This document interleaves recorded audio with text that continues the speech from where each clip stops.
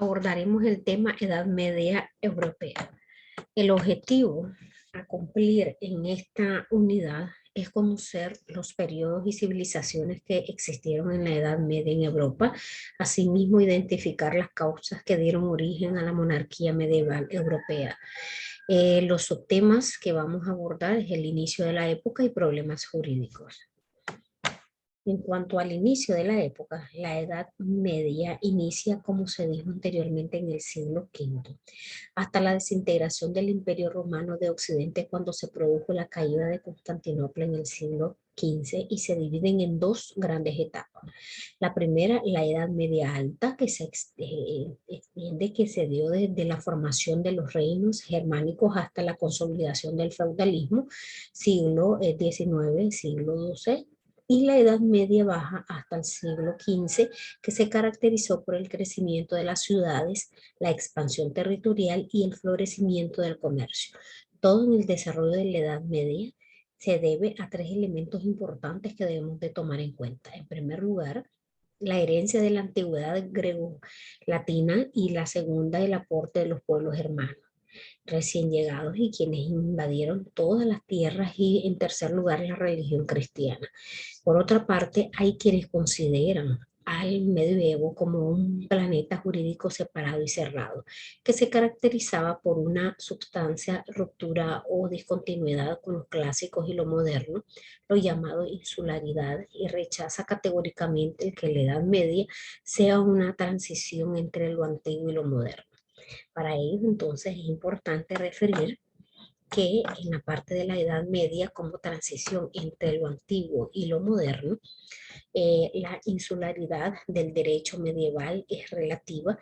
ya que es en buena medida el choque dicotómico entre la antigüedad, que estaba rescatada desde los blasores y autores posteriores, y lo medieval, que surge el Estado y la concepción cultural del derecho moderno, ya que es en que los postulados del derecho de la Edad Media van a ver su plena consolidación y sistematización. En efecto, el derecho de la Edad Media no es un derecho romano modernizado, como podríamos haber establecido algunos autores que en su momento hemos relacionado en los temas anteriores, sino que tiene elementos propios, ya que es el producto de la fusión cultural entre diversos pueblos, pero tampoco puede llegar a establecerse ese cambio absoluto de valores entre una época y otra. En virtud de que esta continuidad histórica sí se da en la medida en que la Edad Media conserva muchos elementos del mundo romano. En este sentido, si tomamos en consideración sobre todo las escrituras del derecho público medieval, no encontraremos mayores diferencias entre la organización corporativa de la sociedad en estamentos y distintos sectores sociales en Roma, ya que salvo por la inclusión del clero como factor corporativo del poder junto con la nobleza, se puede asimilar perfectamente a la aristocracia con las órdenes nobles, cleros y la plebe o sector popular con el tercer estado o estamento. En el mismo sentido, al hablar de la ley sálica, al efecto nos establece claramente su influencia desde el tipo romano, al escribir que una redacción tan desarrollada supone el uso de la escritura que los francos no utilizaban. Supone aún más un contacto prolongado con la civilización romana, una ruptura fundamental entre las concepciones del derecho natural de la antigüedad y los de la Edad Media. Incluso anteriormente hemos abordado que del descubrimiento, según los textos romanos, a través del derecho canónico, como veremos más adelante también, y vamos a desarrollar, tiene que ver mucho con la idea de la, digamos, de igual forma, la parte de la Edad Media y la modernidad, y debemos de recordar que las reacciones que se dan en contra de las transformaciones renacentistas del Estado absolutista se basa en el rescate de las instituciones de la Edad Media, puesto que las posturas de las concepciones del Estado como producto del derecho natural basado es un contrato social. Es lo que rescatando de las experiencias medievales logró sentar los pilares del mundo contemporáneo. Esta idea de la existencia de un derecho natural en la Edad Media es prácticamente unánime, puesto que incluso los opositores del concepto del Dios legislador consideraban que Dios, a través de la razón, nos habría permitido descubrir las leyes naturales que regían a la humanidad en su conjunto, postulados que no difieren en nada esencial con lo que veríamos en el siglo posterior en cuanto a todo el momento de la creación de las concepciones internacionalistas del derecho natural y del Justitium, y finalmente los consolidados del derecho privado tal como se entendió en la Edad Media. Se dará en cierta medida y sobre todo en la relación con instituciones de derecho social con la modernidad y las codificaciones hasta los siglos XVIII y XIX, en donde se retomaron muchas de las instituciones de derecho social que provienen desde la Edad Media. Ejemplo, el patrimonio de familia que proviene del antiguo derecho foral español, etcétera. Aun cuando en muchas instituciones sí habrá esa ruptura de lo que Grossi, que en la parte del material de lectura complementaria se abortó parte de sus textos, habla que el concepto que hace referencia a la parte de insularidad, si es que pudiese llegar a ser aplicable, sería en el plano del derecho privado, más no en el campo del derecho público. Entonces, para ello, hablando de la Edad Media como un cambio de la civilización jurídica, la caída del Imperio Romano produce un gran vacío político, el cual sería llenado por el derecho. Aunque en la época tardía del imperio ya se empieza a dar, como hemos visto, esta estructura medieval en la que se rompen los vínculos de una autoridad estatal totalmente. Por tal razón, algunos consideran que la Edad Media es un universo jurídico provisto de valores peculiares, separado del moderno por una profunda ruptura en la medida que está concebido, construido con una función y en un espacio absolutamente singulares en relación con lo social y lo político. Un derecho sin Estado, un derecho que sin vincularse a fuertes manifestaciones del poder político, sino permaneciendo en estrecha alianza con la completa sociedad civil en toda su complejidad, no aparece fragmentado conforme a las diversas soberanías, sino como en una amplia autonomía. El derecho medieval, por tanto, no es un derecho español, italiano, francés, sumados conjuntamente, sino un derecho auténticamente europeo, que porta en sí muchas manifestaciones autónomas, pero al que tales autonomías jamás le hacen perder su calidad de tejido esencialmente supranacional. Las ideas que han de, digamos, poseer y dividirse en cuanto a la humanidad del siglo XVI hasta este siglo XIX, que en su momento también hemos hablado bastante, la parte de la historia y la evolución de las ciudades y las civilizaciones y el derecho mismo, habla sobre la parte de la soberanía, el soberano, el pueblo como tal, representación popular, el contrato social, el derecho natural del hombre, el derecho divino de los reyes, el derecho positivo sujeto al Estado, también del derecho natural considerado por encima del Estado. Estos son, digamos, las ideas cuya historia temprana ha de ser, digamos, defectadas y no son presentadas como ideas que bajo la influencia de la antigua clásica fueron tomados como una forma necesariamente en el transcurso del debate medieval. Y si las ideas son interesantes, también no son para los pensadores. Por tal motivo,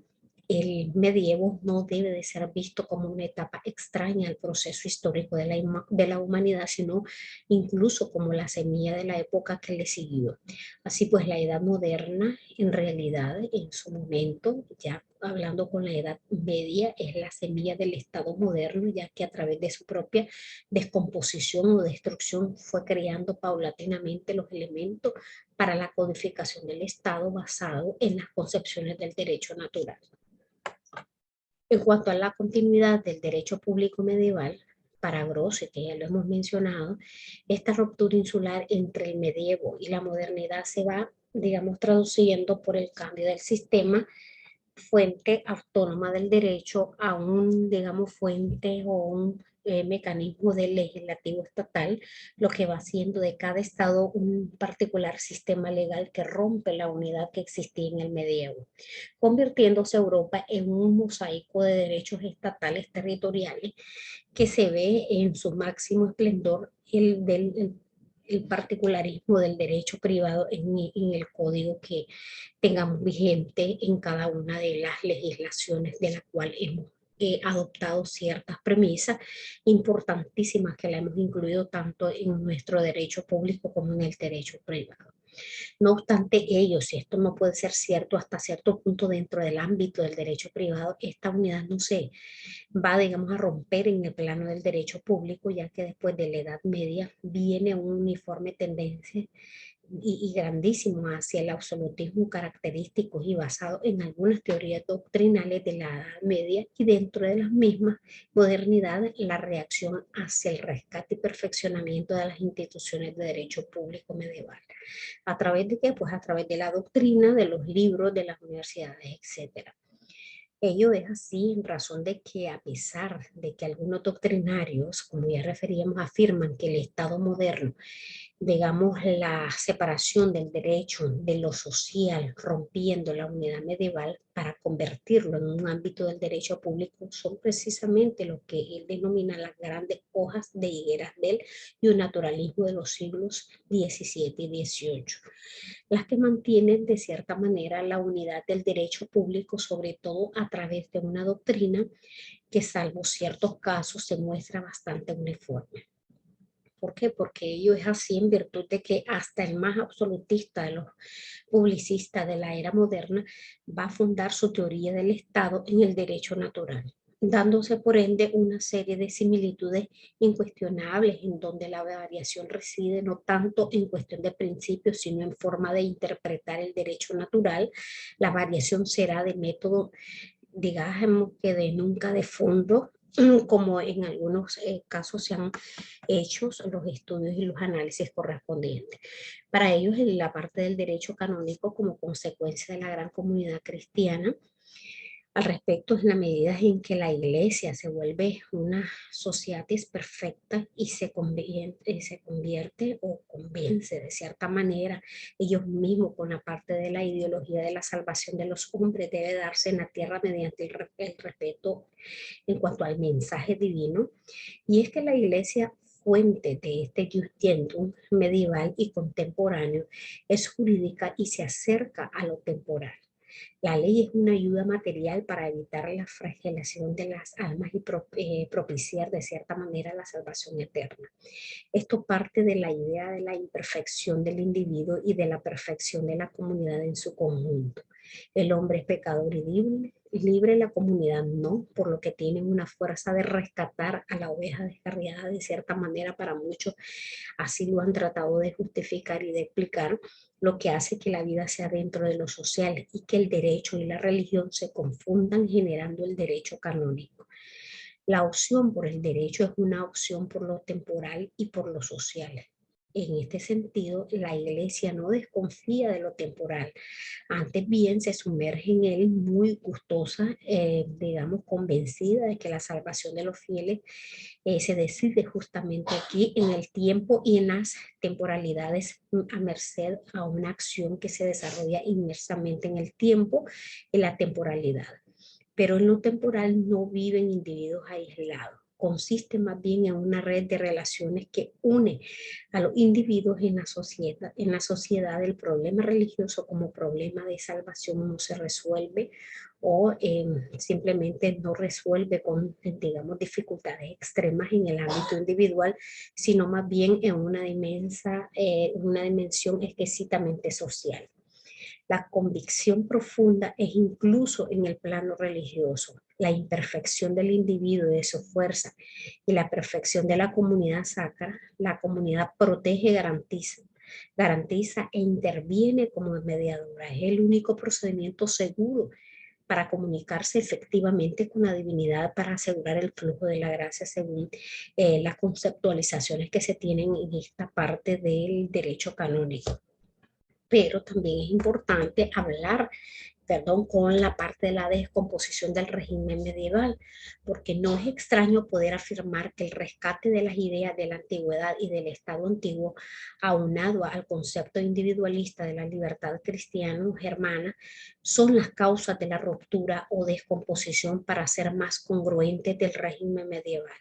Sin embargo, sumados a esta cuestión jurídica que implica el redescubrimiento de los textos antiguos, existe otro elemento más que determina la suerte del medievo y este es de índole político. En este sentido, el cambio de la Edad Media a la modernidad se da en efecto por el cambio de distribución del poder con el triunfo de los estados unitarios, aspecto que se produjo en buena medida por la influencia de las cruzadas y el crecimiento del sentimiento de pertenencia a una nación, como fue el caso de Francia o de España, quienes, aunque no participó de forma tan directa en la cruzada, estaba metida en la parte de la reconquista de su territorio frente a los moros. Si a esto le sumamos las pérdidas del poder temporal del Papa a través de los conflictos innumerables en toda Europa, singularizando tal vez este fenómeno de guerra, la investidura, la estructura del medievo, se va derrumbando poco a poco desde todos los aspectos para los del hasta parte de lo que es el siglo XIV al siglo XV. Entonces hablemos de cuáles son estos problemas jurídicos. Los hermanos invasores se instalaron dentro de las antiguas fronteras del Imperio Romano y en zonas que nunca habían sido ocupadas por Roma como Alemania. Estas fueron evolucionando y dieron origen a la monarquía medievo europea. Entonces, la complejidad de la estructura facilita su entendimiento y la comprensión de las razones detrás de tal, digamos, edificación. La concepción medievalista de Grossi, que la mencionamos muchas veces, queda ahí para abrir el debate sobre este periodo interesante de la historia y su confrontación con la idea de otras personas sobre el mismo periodo, debates que evita el propio Grossi, quien al igual que Dante se limitan a, digamos, a hacer referencia y llevarlo por todos los aspectos del medievo y nos permite de cierta manera dialogar o platicar con los personajes que en ese momento se encuentran de la misma manera en que guiados por Virgilio hacen referencia a parte de todos estos datos y referencias de la historia para tener mayor conocimiento y conciencia de cuáles fueron el origen, la evolución, los problemas jurídicos, el desarrollo y de cierta manera algunas legislaciones que en la actualidad tienen estas influencias o que se han,